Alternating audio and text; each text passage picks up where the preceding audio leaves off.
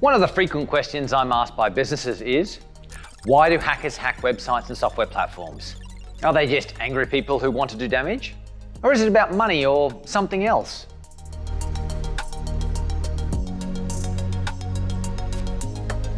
Hi, I'm Matt, CTO at Spring Digital. And today, we're going to take a look at hacking and what it's all about.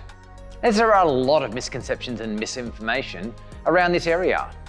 In reality, there are many different reasons why hackers hack a website, computer, software platform, or an app. Generally, hackers are classified into 3 categories based on their motives behind hacking.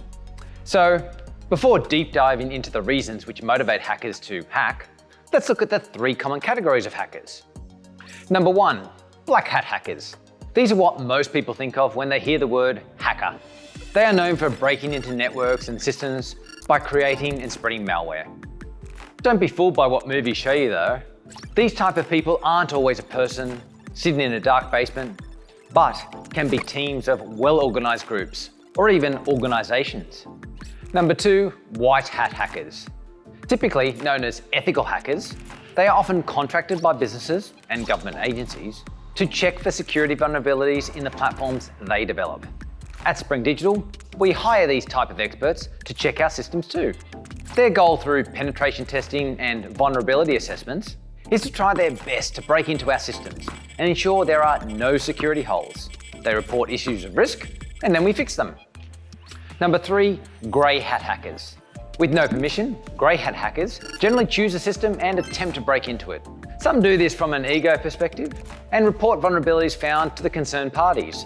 But some also demand compensation if they are successful, and if not properly rewarded, may exploit the vulnerability. Now you understand the different type of hackers out there, let's look at the top 5 reasons black hat hackers will actually hack your platform. Number 1, theft. The number 1 reason by far is stealing or leaking information. With data often being the most valuable asset to a person or organization, the hacker wants to access that information about your customers, staff, credit cards, and sensitive data specific to a business. There are cases where hackers typically go after big targets in order to get the most attention. A well-known case of this was the 2014 PlayStation Network hack, where a team of hackers broke through Sony's security systems and gained personal data of 77 million users. The next type is disruption. Known as DDoS, or Distributed Denial of Service attacks, this is typically where hackers use multiple infected systems to take down a single major system, and the systems become inaccessible. Essentially, their strategy is to send an overwhelming amount of traffic to the platform all at once, and the application service cannot handle the load. You then have hackers who want to make a point. The hackers who fall into this category are very interesting. They don't really care about money or data. Maybe they feel they have some sort of higher purpose in life. They want to steal the information or disrupt your network in order to make a point.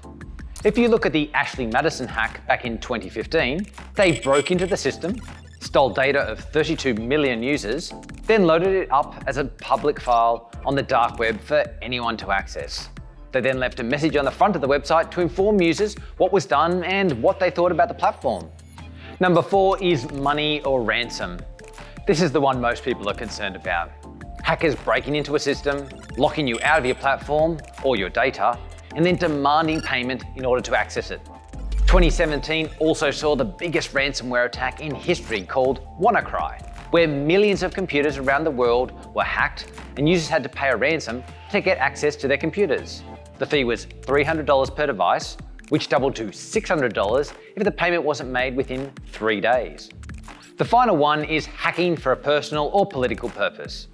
Hackers with a purpose are idealists and take it upon themselves to expose an injustice or work for or against a government or political party. Possibly the most well-known example is a hacktivist group known as Anonymous.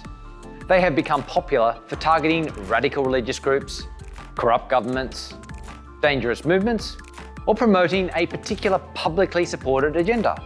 So, what can you do to be safe from hacking? The best way to protect yourself is to proactively test the security of your software platforms or mobile apps by performing penetration tests, either through service providers or automated security testing tools. Running these tests on a regular basis and making sure your systems are up to date are the best prevention. A pro tip is to have a breach action plan ready at all times. With a plan, a crisis can be reduced to following a series of well thought out steps to remedy the solution. I hope you found this video helpful to understand what the world of a hacker looks like. If you enjoyed watching this content, please remember to like and subscribe for more videos just like this. Till next time.